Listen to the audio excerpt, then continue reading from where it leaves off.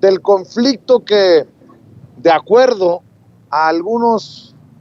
especialistas, algunos analistas, algunos funcionarios, incluso como Antonio Guterres, el secretario general de la ONU, nos tendrían incluso en camino a una tercera guerra mundial. Me refiero a la situación en Ucrania. Eh, Fíjate que hace unos días, creo que fue 2 días, que escribí en Twitter, profe, que me daba mucho asco la cobertura de CNN por la manipulación. Hay un momento de un diálogo entre el presidente Joe Biden y miembros de la prensa que han retomado una y otra vez en donde dice que Vladimir Putin es criminal de guerra. Pero lo que no ponen es que titubeó Joe Biden. Le preguntaron primero, ¿ya está listo para decir que Vladimir Putin es criminal de guerra? Y él dijo no. Y caminó y minutos después, segundos después, como que recula y es cuando regresa y dice, me preguntaste que si creía que Vladimir Putin era criminal de guerra y dice, sí, sí es criminal de guerra. En fin, creo que hay una gran manipulación, pero también un tema importantísimo para el análisis. ¿Qué significa esto? Porque además, debo de decir que en CNN dicen, fuentes de la Casa Blanca aseguran que cuando le llamó criminal de guerra a Vladimir Putin, Joe Biden hablaba desde el corazón. Válgame Dios, qué coberturas estamos viendo, mi querido profe, y por eso creo que es muy importante el análisis serio. Gracias, querido Vicente. Pues mira, lo he explicado una y otra vez en diferentes medios en donde me han honrado con las invitaciones a las entrevistas. Hay unas lógicas de acción comunicativa. En estas lógicas de acción comunicativa se diferencian varios objetivos. Está la lógica de la acción racional. En la lógica de la acción racional, querido Vicente, hay que ganar a como dé lugar el debate y no importa si para ello tengas que mentir. La lógica racional, que es muy neoliberal, hay que decirlo, y ahí es donde bajamos la teoría a la práctica.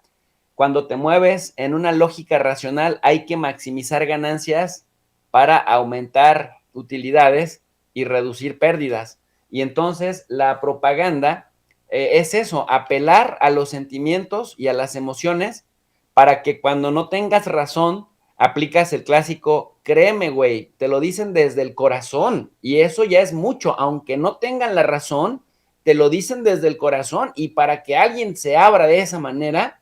entonces tienes que creerme que estamos haciendo lo mejor en beneficio de la democracia. Esa es la lógica de la acción racional, que es lo que estamos viendo que pasa con todos los medios propagandistas en Estados Unidos y que no solamente lo aplican para el tema de Ucrania, que yo es donde he estado advirtiendo muchísimo que cuando, por ejemplo, gente en México como Felipe Calderón, como Carlos Alasraqui, como Loret de Mola, como toda esta bola de mafiosos que han hecho de la desinformación el pan nuestro de cada día, apoyan una causa en el extranjero, a mí, para empezar, eso ya me pone a dudar y entonces tengo que ir a buscar fuentes que corroboren o contrasten lo que estos intentan posicionar en la agenda, porque nunca dan paso sin guarache. La segunda lógica de acción es la lógica de lo apropiado. En la lógica de lo apropiado se usa un lenguaje diplomático propio de la circunstancia y el problema de lo apropiado es que no siempre se suelta el coraje o no siempre se esgrime la sensación a flor de piel. Es un poco lo que vemos en el caso del presidente López Obrador, su contraste de haber apoyado una resolución en el tema de Ucrania en el Consejo de Seguridad, que si somos sinceros, el presidente hubiera preferido abstenerse,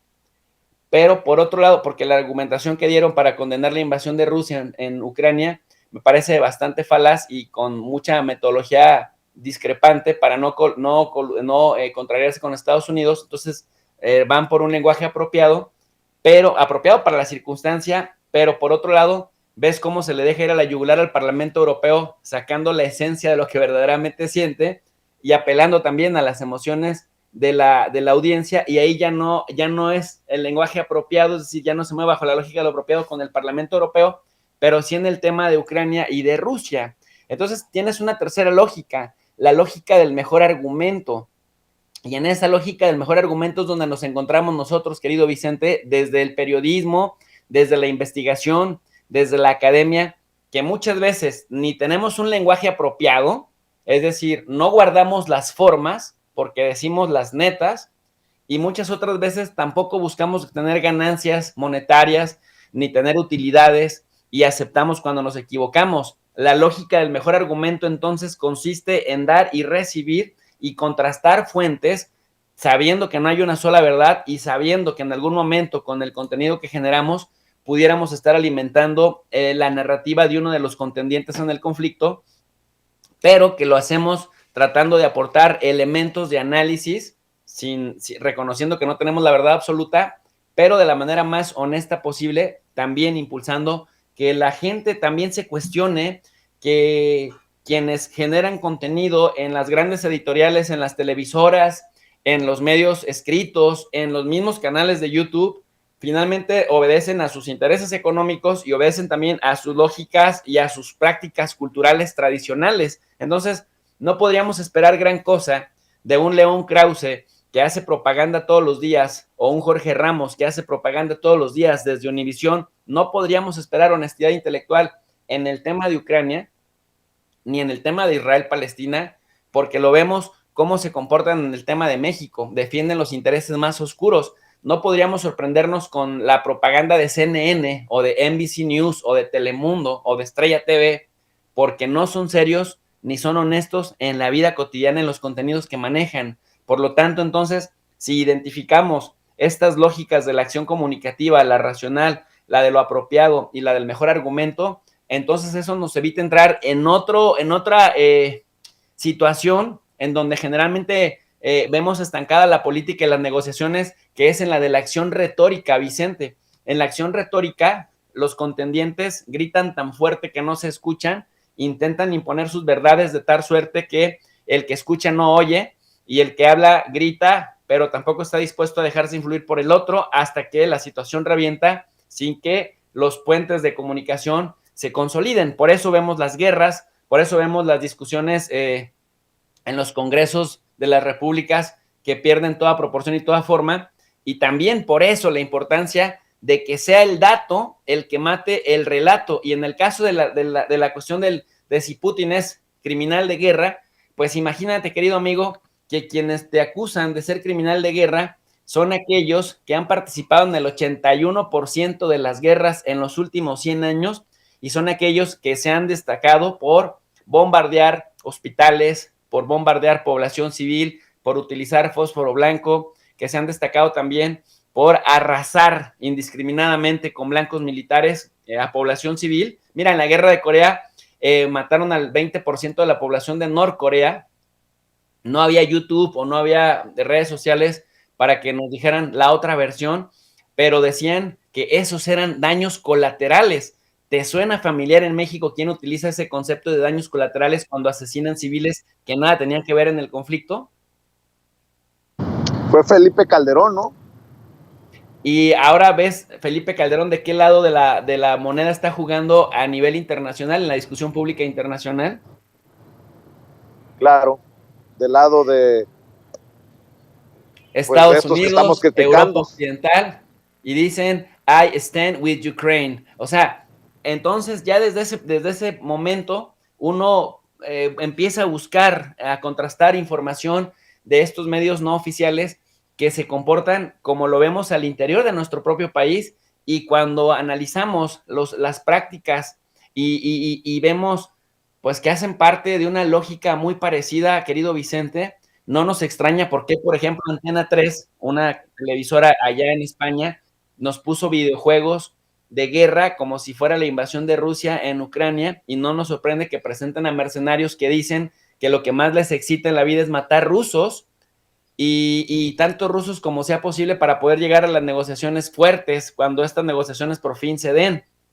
Entonces, que Joe Biden, que lo han captado con algunos videos en 1997, en 1999, en 1984, diciendo que él sugirió los bombardeos en contra, por ejemplo, en los Balcanes, que además murieron como 5,000 civiles por esos bombardeos, que saquen videos diciendo Joe Biden, yo como senador, como en la Comisión de Relaciones Exteriores, yo fui quien sugirió esos bombardeos en los Balcanes, haciéndole al macho alfa, o que decía que si Israel no existiera en el Medio Oriente, habría que inventar un Israel con todos los daños que ha hecho a la población civil de Israel en estos años, 74 años de sufrimiento del pueblo palestino, o esto que decía también Joe Biden y que fue captado en el Atlantic Center, que es un centro de pensamiento pues bastante belicista, que busca los argumentos para justificar los ataques, diciendo, sabemos que a Rusia lo podemos hacer responder de manera hostil si nos expandimos y si expandimos la OTAN en las fronteras, y que sea ese mismo personaje el que diga, oh, sí, sí, Putin es criminal de guerra y hay que llevarlo a la Corte Penal Internacional. Nada más decir este dato, mi querido Vicente, la Corte Penal Internacional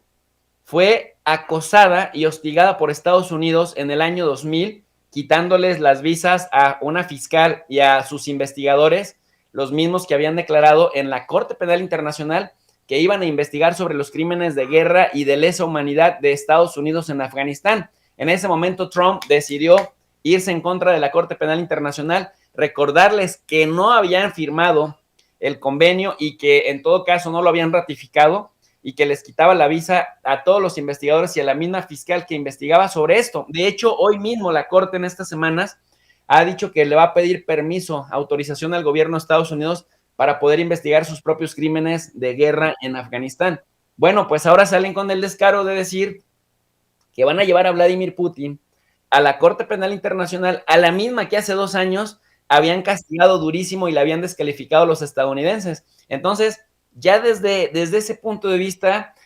cuando escuchas a Hillary Clinton celebrar que ya habían hecho esta misma estrategia en 1979 en Afganistán, con los mujahidines torpedeando a la Unión Soviética de entonces, y que podrían tener una actividad similar apoyando insurgentes en Ucrania para desgastar a Rusia en el mediano y largo plazo, y además pues también celebrar lo de Muammar Gaddafi. Eso te dice mucho, Vicente, de cuáles son las verdaderas intenciones del I stand with Ukraine, más allá de esta retórica emocional a la que apelan siempre, amigo. Que ahora que estamos en esto del uso enfermizo en los medios de comunicación estadounidenses de